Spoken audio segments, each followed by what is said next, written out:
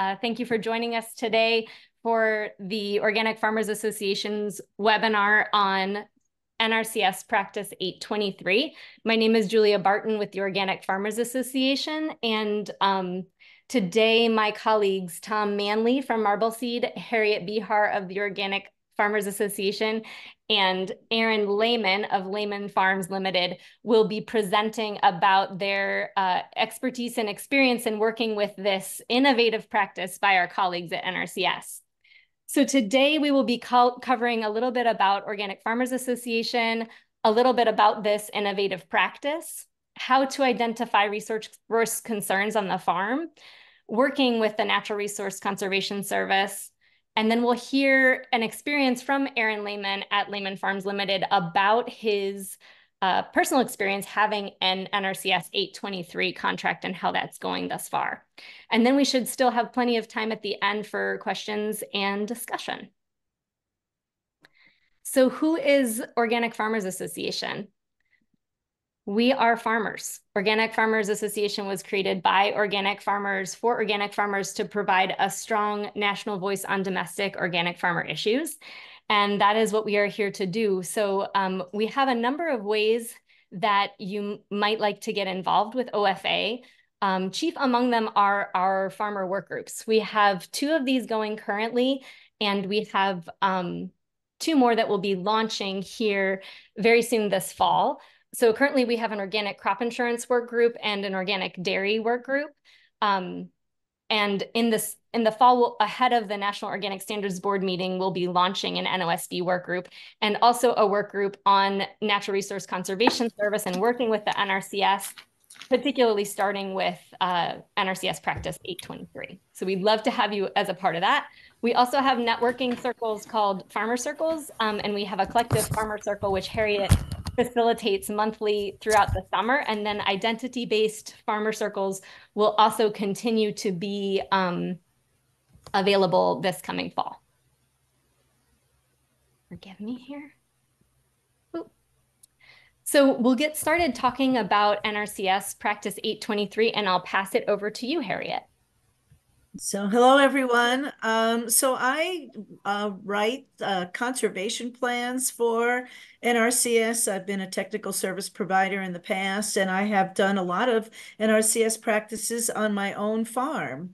So that is what I bring to this. Well, understanding basically how NRCS views land when they walk on a farm and make decisions about what kind of activities they can help cost share federal dollars. So the next slide. I don't know. So this NRCS Practice 823 is an interim practice, meaning that for the next 3 years, they will be taking feedback from farmers and from NRCS personnel on what's working and what isn't working. So we'll try to, this is our time to kind of improve it during its implementation. And then hopefully they'll find it to be a useful practice and it'll become permanent.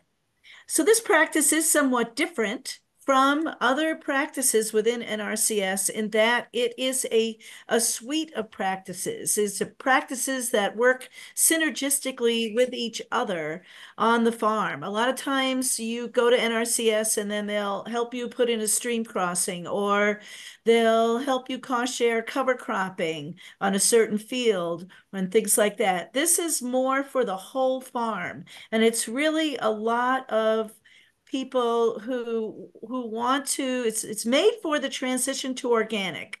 So if you haven't done certain practices that are mandated under organic, like say having pasture for your animals, then this practice is going to help you with that transition to organic.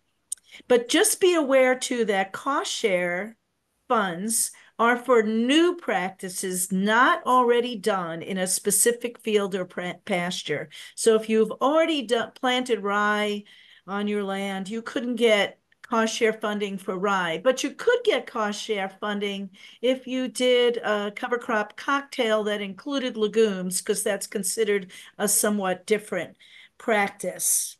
Next slide. And this practice covers row crops, specialty crops, and livestock, and any combination thereof. So the payments that you get under cost share are based on your type of operation. So if you're a beginning farmer or historically underserved, then you can get somewhat of a higher payment.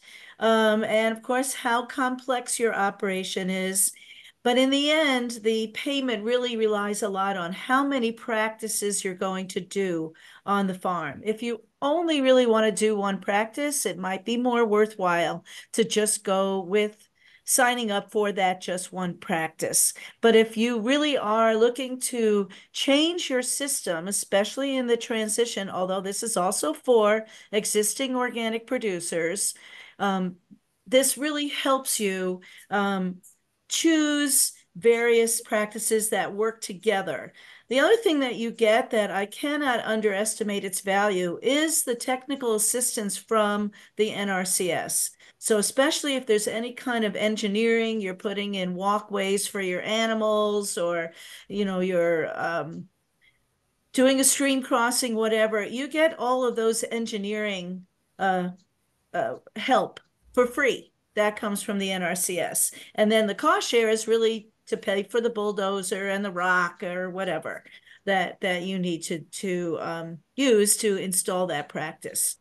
What is very attractive about 823 is that you can get between about $250 per acre up to $2,200 per acre. That would be for someone who's doing a specialty crop and under 5 acres. That's the higher area cost share amount. And these actually took into account that during your transition to organic, you will probably lose some income because you're in this switch to a new production system and you haven't yet achieved organic marketplace status and able to get the organic premium. Next slide. So the cost share is not like a subsidy, like, oh, here you're organic, let us give you money. That's not what this is about. This is about figuring out what is on your farm that is a natural resource concern. So you basically walk your farm with the NRCS person, or you can do it ahead of time and walk into the office with some resource concerns that you feel that you have, and I'll go through that. And then prioritize which ones need to be addressed each year. But definitely don't take on doing something unless you're really enthusiastic about doing it, because you will be monitored that you did accomplish it. And the cost share is not 100%, doesn't pay for everything, and you'll definitely be putting some of your own energy into it as well. Next slide. So the natural resources, well, conservation service, like if they see something like this in a pasture, obviously the animals are not getting much nutrition from the brown dirt out there in the pasture. But if you could imagine that as a full, grassed area, and as well as protecting the resource concern of that stream going through it, right? If that was all nice sod next to it, that's the kind of thing that they can help you with. And this, of course, would help you have that herd of animals be organically certified, because they must be getting a significant portion of their nutrition from pasture. Next slide.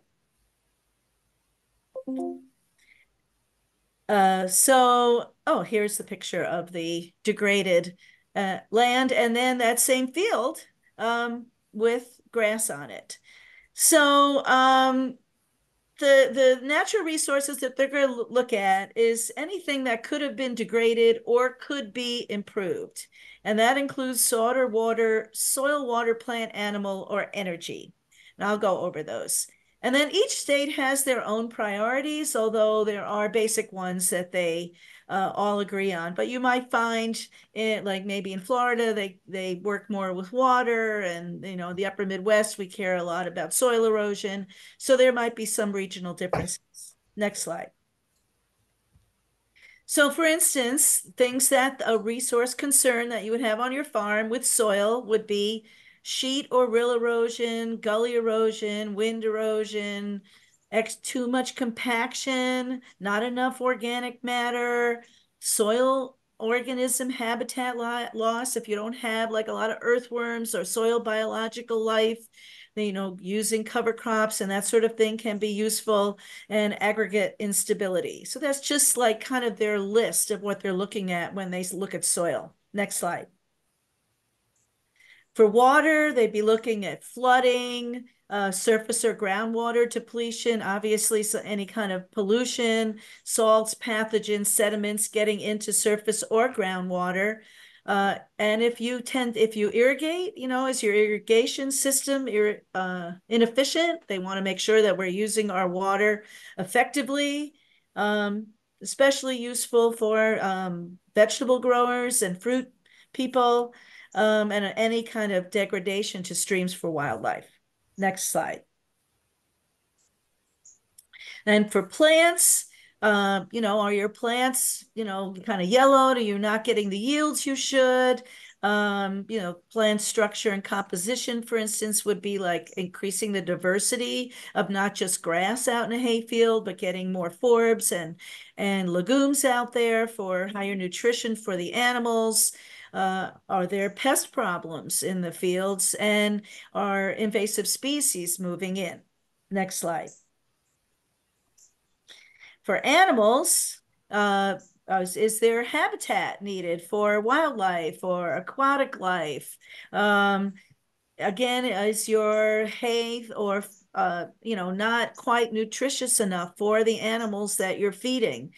Even inadequate livestock shelter and inadequate livestock water are all covered under the animal resource concerns. Next slide. Now for energy, they do have energy practices that could help with even like insulating an area where something needs to be insulated, and efficiency in field operations. So you're using less fossil fuels, but this is not necessarily under 823, but it is considered a resource concern. So you can do 823 and also do some of the energy practices in addition to 823.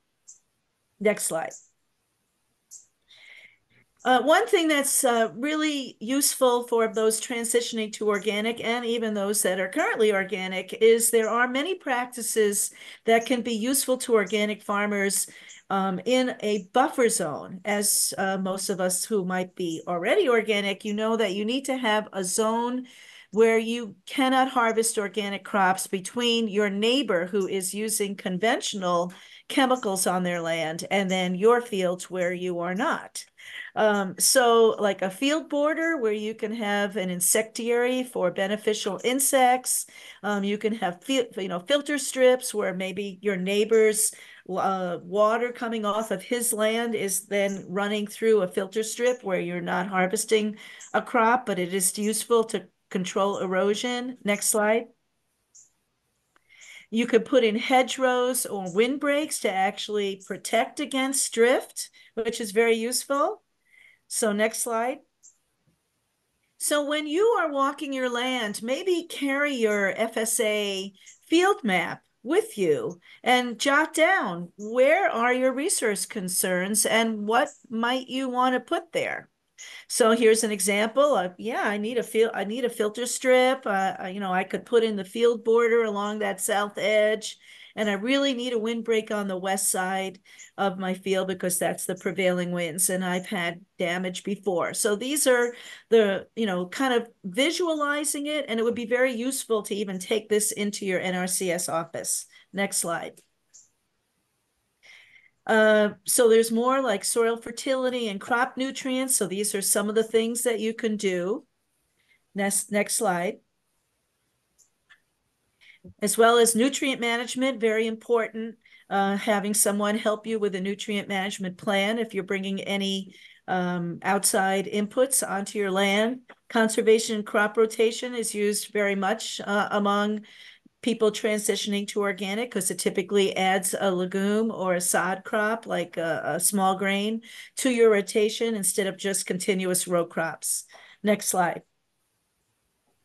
So then let's look at the map again. So you can think about, well, I could use cover crops in that field and residue management in the other one. And then you can see too, we still have the filter strip and the field border on the map. And so now you get an idea how all of these practices kind of work in unison to improve your farm's resources as well as prepare you for organic production. Next slide. And yet another one. So if you're, let's say, a specialty crop grower and you want to put in a high tunnel, tell the NRCS and like show it to them on the map when you go into the office. That will really help move along your application if you can help them through the process of understanding what you want to do and where you want to do it. Next slide. And I don't want to forget about livestock. They can, composting is actually a practice that you can get engineering help from the NRCS as well as cost share for putting together a composting facility on your farm using the manure that your livestock produce. Rotational grazing is an excellent way to use your land efficiently and effectively and provide your animals with high quality forage. Next slide. Again, I talked about a stream crossing, and I've had this done on my farm. I don't have livestock, but I couldn't get across the stream to get to my other field. And the engineering is really wonderful what they do. They know what they're doing, and that stream crossing has held up for many, many years. If you need more watering facilities, especially if you're doing rotational grazing, you will, can get help with that as well. Next slide. And then there is planning for various types of management, like for pest management, you can get a plan, irrigation water management. So these things will help you decide in the following year what kind of practices you might want to use on the farm. Sometimes you need someone to come in with some expertise and identify where you need some help and what things could be done to improve your resources. Next slide. And that, so now I'm going to turn it over to Tom Manley with Marble Seed. And Tom also works with the NRCS and trains their staff and spends a lot of time speaking with the NRCS. And I coached him to speak farmer language and not NRCS jargon on this on this webinar. And he can do both. He's very versatile.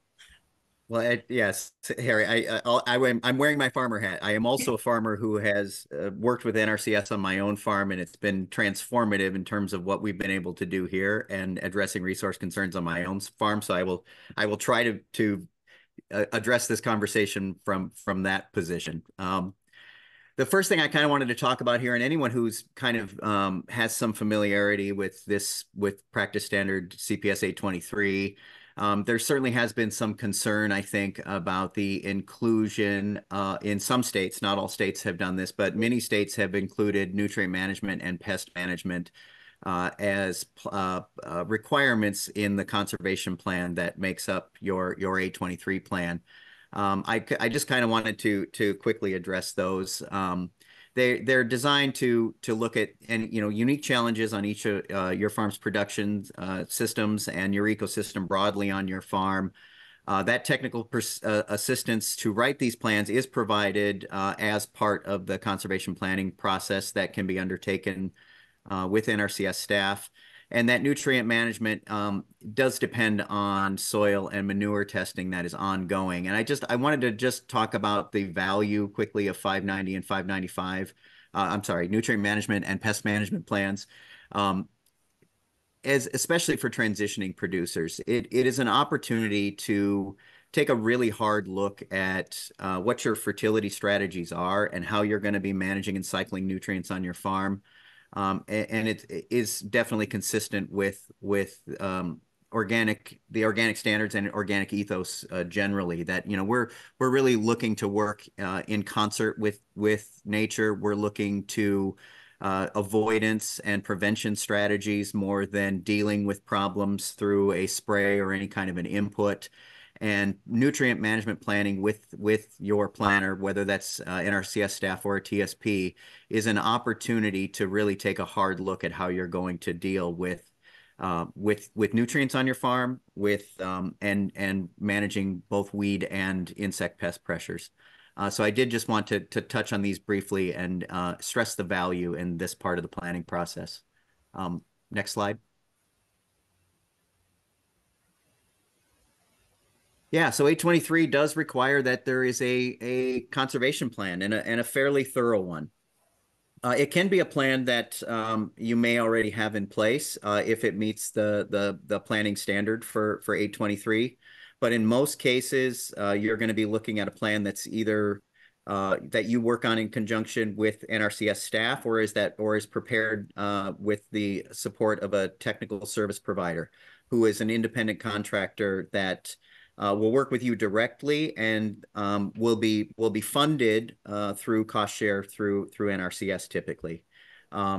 Either one should hopefully get us to the same place. They are both a process of identifying and inventorying all the resource concerns on the farm, assessing those with NRCS assessment tools, and then looking to devise a plan made up of the alternatives that you decide on as a farmer.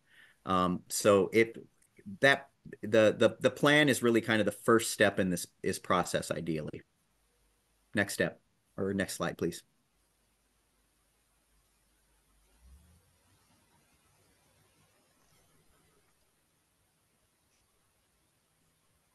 Can we advance the? Thank you. Roles and responsibilities.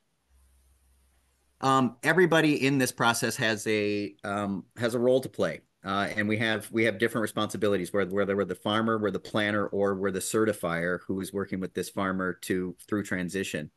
It is our obligation as farmers to really have an understanding of what the organic rules are and what inputs and activities are in keeping with the organic standards. That's something we have to learn as farmers, and we have to be prepared to manage accordingly. And when we have questions or we need further guidance, we should all have a pretty good idea of where to look for support and look for the technical assistance or the mentorship that we need as we navigate that transition process. The certifier has a responsibility to verify that the farmer is meeting the regulations. They can't provide legally, they can't provide advice or direction or guidance to the farmer as part of that process. And that's why there's a top network, and that's why there are a lot of organizations like OFA and Marble Seed and a lot of other top partners who are prepared to answer some of those questions and provide that technical assistance. And also the opportunity to talk to other local certified organic producers and learn from them, and also get some guidance about who might be a good choice for a certifier in your area. And then NRCS, as staff within NRCS and as planners, there's an obligation for us to provide that technical assistance and in many cases cost share for the installation of these conservation practices. But it is not NRCS staff's responsibility to really know all of the ins and outs and be experts in all things organic. That is our job as farmers and those of us working in supporting organic farmers. But NRCS staff, their expertise is in identifying and assessing resource concerns and providing the engineering and technical assistance to address those things. So next slide.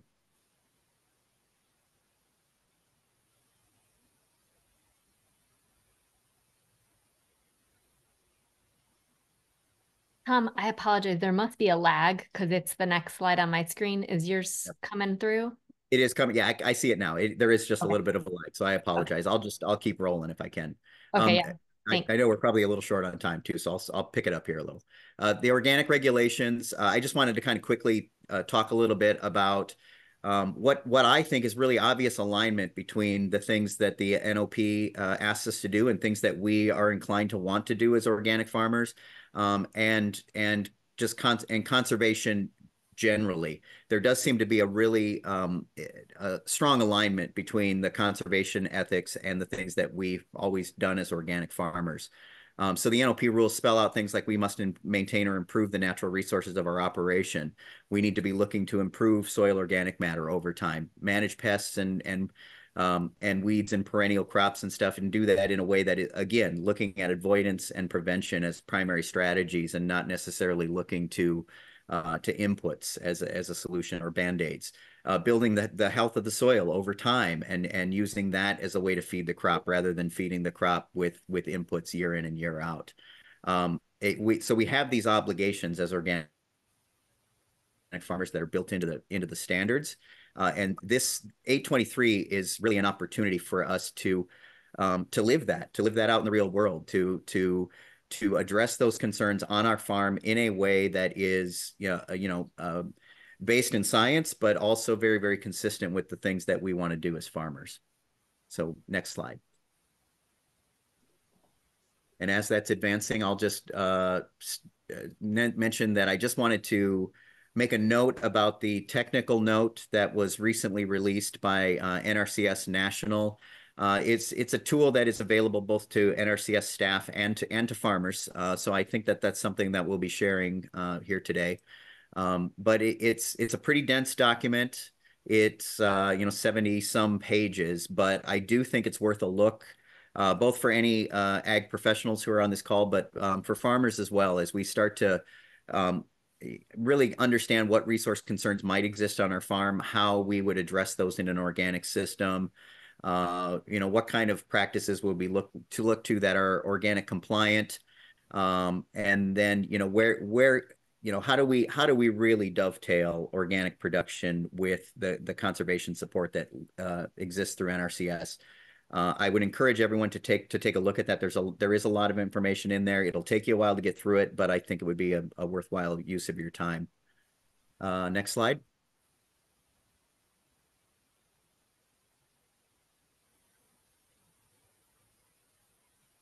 So, assessing the conservation concerns and the possible timeline for doing this. It starts. I guess maybe I'll start by saying, go into when you make the first outreach to your NRCS office, do so with the expectation that this is not going to happen immediately and that you're probably not going to be submitting an application in really short order. This is a process that ideally takes a little bit of time and has some planning on the front end. But that slide, I'm sorry, it looks like you advanced again there. That slide kind of laid out what that process looks like. It starts with making a visit to your NRCS office, having some sense of what your goals and objectives look like, and as much work as you can do on the front end, really thinking about where resource concerns exist on your farm, what those issues are, and what potential practices might make sense for your farm.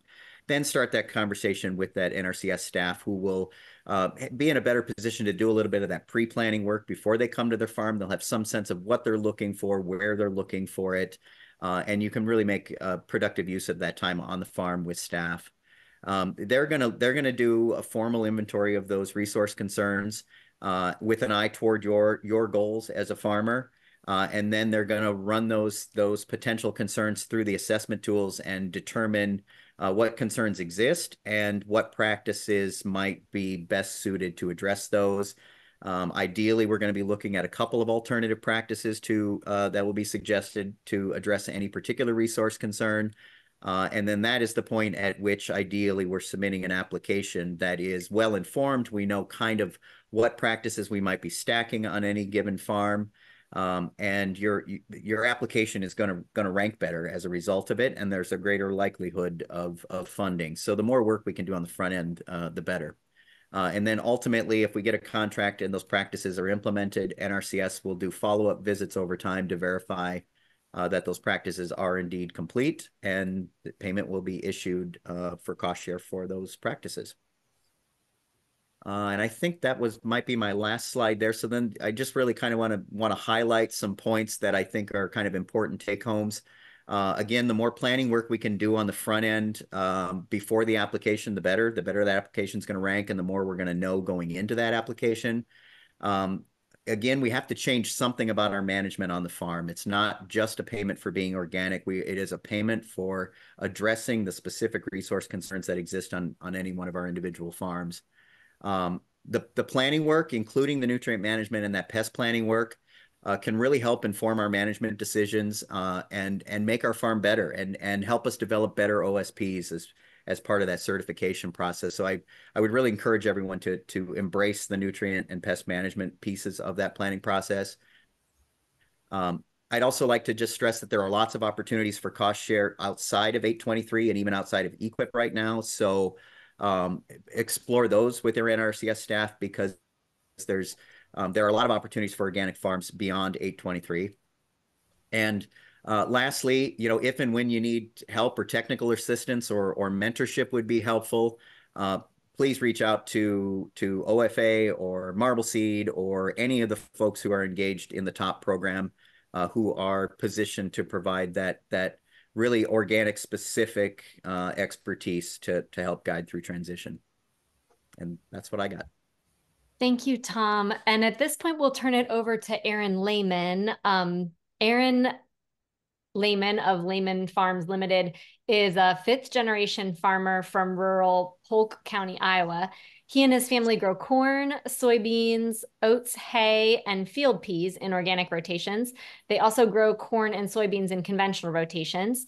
He has been farming some acres organically since 2007, and they have been transitioning farm ground gradually since then. He farms with his wife, Nicole, and with his son, Benjamin. Aaron graduated from St. Olaf College. He has been farming with his family since 1995. He is the president of the Iowa Farmers Union and is a member of Iowa NFO and Practical Farmers of Iowa. He serves in various community organizations and is active in his church. And we are grateful for you being here today, Aaron, to share with us about your experience with 823. Well, great. It's good to be here. And I'll just share some of my experiences, but I think that my experiences really echo the wonderful information that Harriet and Thomas have shared. And I should say, how did we hear on our farm about the 823 program? I actually learned it through the OFA and the Iowa Organic Association. I'm also a very loyal member of the Iowa Organic Association. And also through the organic department at Iowa State University and with Marbleseed. So I heard about it through a number of different sources, and getting plugged into those information resources is really important, and has helped us along the way. So that's how we heard about the 823 program. The application process for us has started along similar terms as what we talked about already. We identified what our resource concerns are on the farm. For us, we were trying to figure out how to improve our soil health, how to control erosion, how we could increase our organic matter and increase our productivity for what we grow. We wanted to increase diversity, and we wanted to handle our nutrients in the best way possible. We've been farming organically in some capacity since 2007 and have slowly transitioned a field at a time, and done it in a very gradual process. So we were hoping to learn how we could get help to improve our farm in these ways. And we contacted our NRCS office. We were very familiar with our local folks because we've done other conservation programs, either in EQIP or CRP or other, and CSP and over the years. And so we started off in a good place, right? Because we've already been working together on ways to improve the farm. And so having that relationship has helped, and that's kind of where our process really started. After we looked at the farm and thought what we needed, we talked with our NRCS folks, and I brought in our field maps, and I brought in my organic plan and my OSP, and talked about what we do and what we are looking to do in a new field that we were looking to transition that had these resource needs. And, at the time we did it, the A23 was really new. And it was just my impression, but I had the impression that as we were opening up the application process, some of the details of the A23 were still being formed. And so we were kind of learning. And I think, of course, our local staff was learning as well. So we were kind of vowed that we were going to learn this together and share our information together. And they were very cooperative about that. And again, we started with our organic plan and our maps and after our assessments after our field walks. And we walked through with our NRCS folks and their spreadsheets about how our practices and what we were considering for our farm and our particular field coincided with how the A23 program worked. And so we just proceeded through our crop rotation, what we would do in year one, what our plans were for year two, year three, and so on. And it was a learning process on both sides, but I do think it worked. And our practices that we were planning through our OSP largely fit in our particular farm with practices that would work through the program. We did have some tillage practices that we wanted to change and switch some of the timing. We also ran through a couple scenarios. What happens if the growing conditions are this? What happens if the weather does that? What happens if the markets do this? And we ran through those scenarios through the application process so that we could be prepared if we had to make decisions on the go that didn't fit into our original plans. So far we're really just beginning. Let's walk through a couple of pictures about what we do on our farm. These are some organic no-till soybeans that we have as part of our plan. We do this with standing rye and then rolling, crimping these soybeans. Let's go ahead through another slide if we can.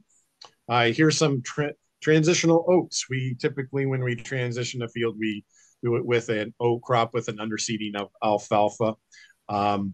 And those are typically our first 2 years of our transition plan. Let's go ahead and move on. We traditionally will follow with corn, and I don't have a picture of our corn, so sorry about that. But we also have a picture of include field peas into our typical rotation. And this is me going through the field, combining some field peas. And again, that fits within our 5-year rotation that we laid out in our plan. I'll just, a couple of things that I would keep in mind and things that have already been mentioned. Start soon. Start that planning process early. Start those conversations early. That's really important because you're going to need to be persistent and patient because while we're learning about the program, learning from other farmers, learning from our farm organizations, we know that some of our folks at our NRCS office are learning as well. We know that there's a lot of hardworking folks there who have a lot on their plate. So be persistent and be patient through that process, through that learning process. It really helped us to encourage collaboration. Among our farm and our farm organizations that we work with that are so helpful, but also encourage collaboration within our NRCS offices. Learn about, what personnel there might be able to learn from other personnel who have good experience across the state and across the nation working with A23. The program. And a couple of things we always wanted to keep in mind as we worked our way through the application process. We always tried to clarify what the process is, so that there hopefully won't be too many surprises as you develop the application. That's clearly identifying the next steps, clearly identifying what our deadlines are, clearly identifying what our to-do lists are on the farm and what our to-do lists are with our partners at NRCS. And so those have been really good things to kind of keep in mind. So that when you walk out of those meetings, and it might take a few, as we said, it's going to be a process. Always at the end of those meetings, know those things about who has what to do next and who's going to be learning what next and when you're going to meet again and how this all fits into what hopefully will be a successful application by deadlines. So we have one contract now, and we have another one that is pending. We'll learn about the fate of that one here not too long, I suppose. And it is a very worthwhile program for us because these are investments that we're making on the farm to improve and to address these natural resource concerns. And it does encourage us to move ahead to the organic certification on additional acres that while improving the ground and taking care of these natural resource concerns. So it is a worthwhile endeavor, and we're glad to be a part of it. And so far, it's so good with the helps of some very helpful folks at the NRCS and our farm organization partners. Thank you, Aaron. Really appreciate you sharing your experience and those pictures. I don't know when you all can see the next slide, but we have a thank you slide here. Great, with also some contact information, both for Tom at Marble Seed and his extension. And also if you have questions for Harriet or for me at OFA, you can reach us at that helpline email, or that's our helpline number there on the screen. We also want to take this opportunity before we open it up for discussion to invite you, if you are not already, to become an OFA member. We welcome your membership and would be grateful to work with you. We're also very happy to partner with other organizations that is part of our mission, and just glad to have you all here today. I am going to stop sharing at this point and open it up for some good questions. We had a number of good questions posed in the chat. So I just want to say that this recording will be available afterwards, so you'll get all the slides and the information. And in the chat is the link to the technical note, and one of our partners, or the Organic Farming Resource Foundation, actually helped write that. So I think we handled some of that. There was one question that I am not exactly sure how to answer, but I know has happened. And it was, what if your county NRCS person does not agree with you on the resource concerns that you have identified on your farm? And so I would say to kind of educate yourself a little bit more about what those are, do a little work on the computer or get somebody to help you research some of that. And also kind of take a look at some of the practices that we mentioned, because those practices will also have a list of their purpose and goals. And so if a certain practice has the goal of what you're trying to accomplish, that would be another way to convince your NRCS agent that there is something there that would be useful for them to help you with. I'm not sure, Tom, if you have another answer for that. Well, if I put on my NRCS hat, my question would be, what did the assessment tools come back? So it is possible that there is some degree of a concern, but it doesn't rise to the threshold that's defined by the tools that staff will use to assess that resource concern. So it technically is not a resource concern that they can apply for cost share for. But I will also say that I mean, there are degrees of resource concerns, and there is also a little bit of flexibility in how we measure and assess those things. So, you know, in the case of soil health, I know the infield soil health assessment is kind of a common method for looking at those concerns. And in my experience, you almost always find some soil health related concern. I mean, organic matter depletion is kind of a reality on just about all of our farms in general. Yeah. You know, any place there's been production. So it's not hard to find a resource concern. If your objective is to find and address resource concerns, we should be able to do it.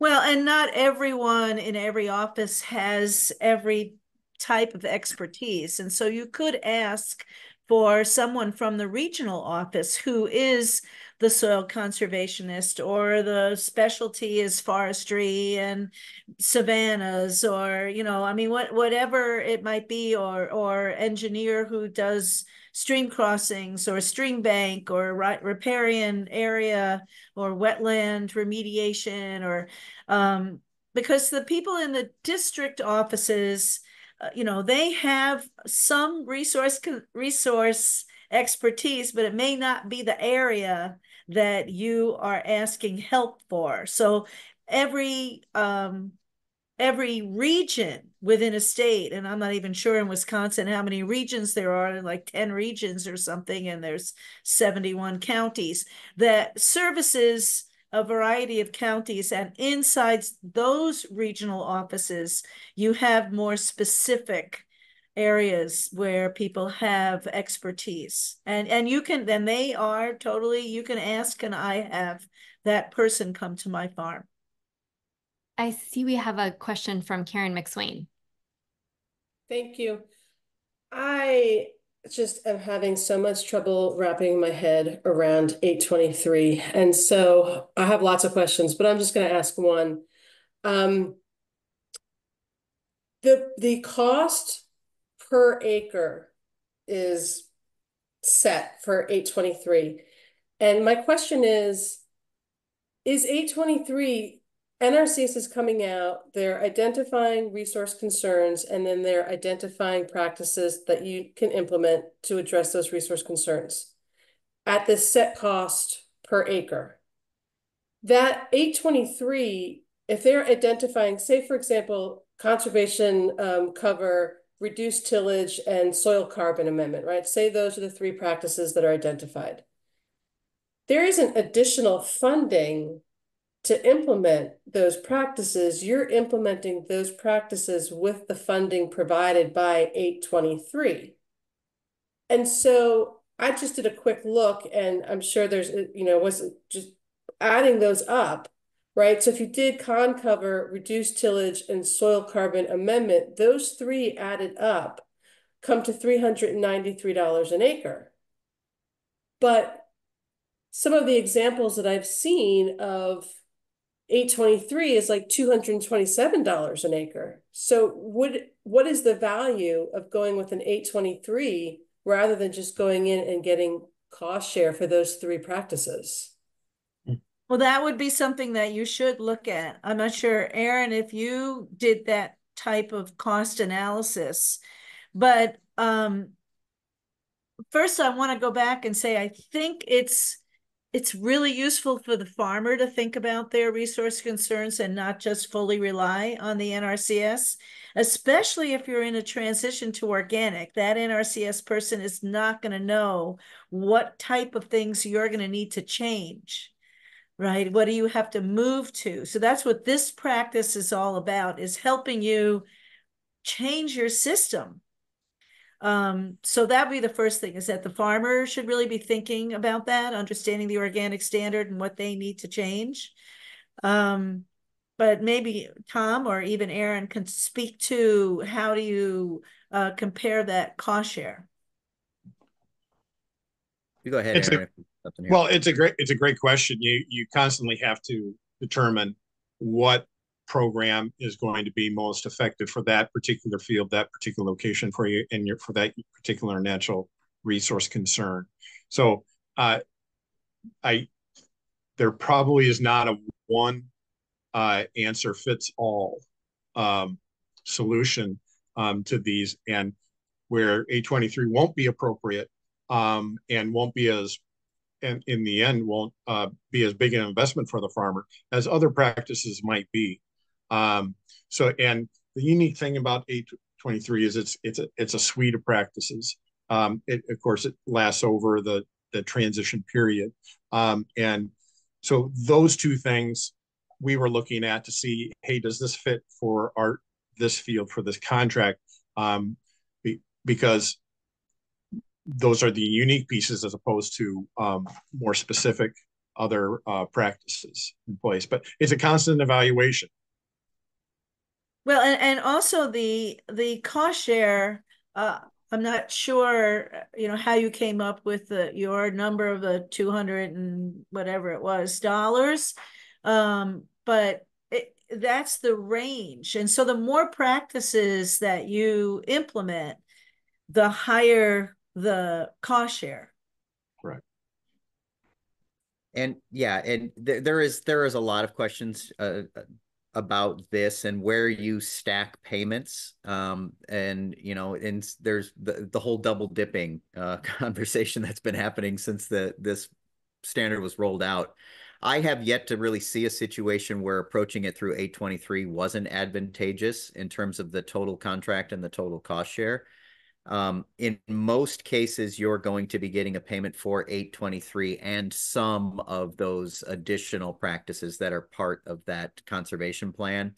It's not going to be necessarily every practice. It's different states are approaching this differently in terms of how they're structuring the cost share payment.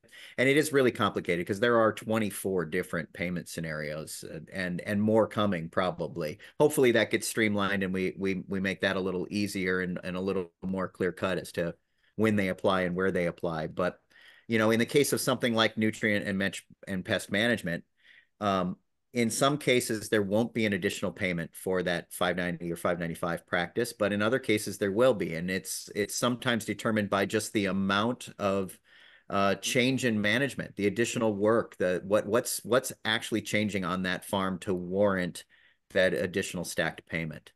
The contracts I'm familiar with typically will have 823 plus some other payments that are part of that schedule. In the case of farms that have grazing planning, they may not be getting a payment for the grazing management for 528, which is the prescribed grazing, but they might they'll likely still get cost share for the fencing and watering systems and those kinds of pieces that are necessary additions to that farm in order to manage well. Right. So yeah, go ahead. Well, I would just like to say that it's sometimes, don't ask for what you want because then you might get it. And and that's the case with this standard. Organic is a systems-based approach. And right now, NRCS has all of these single practices. And this is really the first systems-based approach standard that they have. So that's partially why they're having a hard time in the NRCS offices figuring out how to deal with it. But when you think about an organic farm, this is really what we needed, was to have something that recognized how all of these different things work together.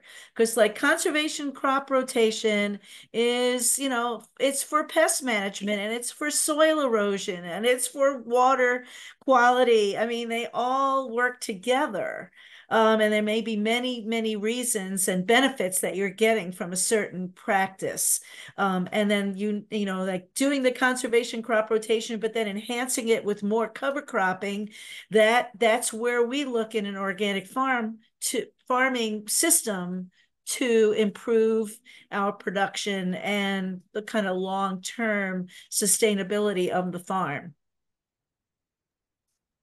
Thank you. I am noticing we're at the top of the hour, but we did get started a little late. And so I want to address a couple more questions. If you have to jump off, we totally get it and we'll get you the recording. There was a really good question I wanted to see if you had any thoughts on, Tom. Sam Wallace asked, are there plans for NRCS staff training opportunities also? Will these be led by Tom or OFA or the state coordinators for NRCS 823. And I wondered if you had any insight on that. Well, the announcement was made in fairly recently about the organizations that were selected to support NRCS staff in various regions of the country as part of the Organic Transition Initiative. Marbleseed is one of those organizations.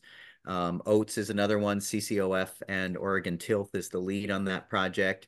That is the mechanism for training and supporting NRCS staff throughout the country on all things organic. So not just 823, but generally what's the best approach to working with organic farmers, and where can staff find resources that help them do that better. So we will be a part of that effort. If you're in Wisconsin, you'll probably be hearing from me if you're staff in Wisconsin. We know that with the Organic Transition Initiative broadly, the cart got kind of in front of the horse for a little bit there. The rollout of OTI was, there was a lot happening and happening very quickly. So we did have to play a little catch up in terms of getting staff really up to speed with how to approach the planning for 823. That situation is definitely improving. And if you have any questions specifically, Marina Oriel at Oregon Tilth is probably the best person to reach out to about staff training needs in your state, and we can start coordinating some of that. And if you want that contact information, please feel free to reach out to me, and I can put you in contact with all of us that are working to keep staff up to speed. I just want to put a plug in for what you put in the chat, which is an OFA 823 pre-office checklist, where we try to provide a whole variety of different resource concerns to kind of help the farmer understand what they might be requesting help with when they walk into the NRCS office. And of course, if you can even kind of have an aerial map with you already written, this is where I have soil erosion, and this is, where my hay field is so poor, I don't hardly get any tonnage off of it. And those kind of things, bringing those into the office. The NRCS knows how to deal with resource concerns and knows which practices go with them. But starting out from scratch and just kind of asking them to come out, we're putting a little bit on the farmer with this new standard to kind of have some tools to help when they walk in the NRCS office, because it is a little bit overwhelming for the NRCS to deal with this very unusual standard. There's just one last question I'd like to take, and it's not that we hit all of them, but this one I think we want to hear from you all on. Kim noted, I have a farm and I want to become organic. Should I be signing up for 823 or 138 or 140 or all three? What should I do? Can you all comment on that one? Well, I did put something in the chat, and I said that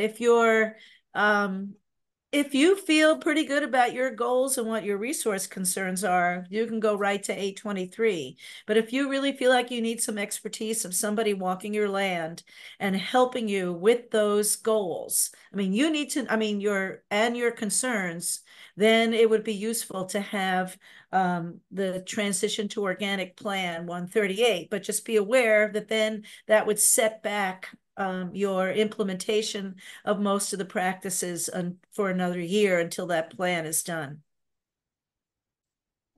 Thank you. And then Jane Subi also asked, how likely is the 823 practice standard to becoming permanent? And I would say we don't know. But of course, the more people that access it and we show its popularity, then hopefully it will become permanent. Thank you. And I know there were more good questions we didn't get to this round, so we may have to have a follow-up conversation on this topic, but we appreciate you all being here. Thank you very much to our presenters, Tom, Harriet, Aaron. Did you all have anything you wanted to say in closing? No, all good here. Thank you for the opportunity to share, and I'd be happy to help out in case anyone has a follow-up question. Thank you. Just Great. keep protecting the resources. That's all I've got,